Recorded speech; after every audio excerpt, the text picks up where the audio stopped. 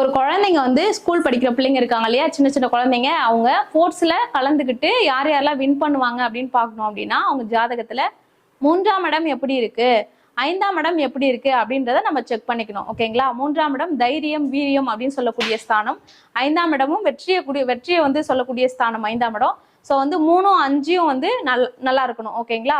Plus வந்து செவ்வாய் நல்லா இருக்கணும். ஓகேங்களா? ஒரு விளையாட்டுல ஒரு குழந்தைங்க ஜெயிக்கணும் அப்படின்னா நல்ல வீரியம் தன்மை இருக்கணும். அதுக்கு செவ்வாய் வந்து சப்போர்ட்டிவா இருப்பாரு. ஸோ வந்து செவ்வாய் நல்லா இருந்தாதான் குழந்தைங்க ஜெயிக்க முடியும். அப்போ புதன் வந்து எதுக்கு அப்படின்னா வெறும் வந்து உடல் வலிமை மட்டும் இருந்தா போதுமா அப்படின்னா கண்டிப்பா இல்ல. உடல் வலிமை கூட அறிவும் வேணும். அறிவு கொஞ்சம் இருந்தா மட்டும்தான் இதுல ஜெயிக்க முடியும்.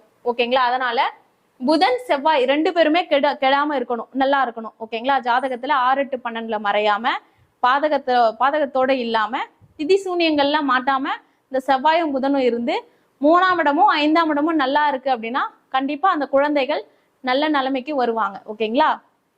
ஓகே.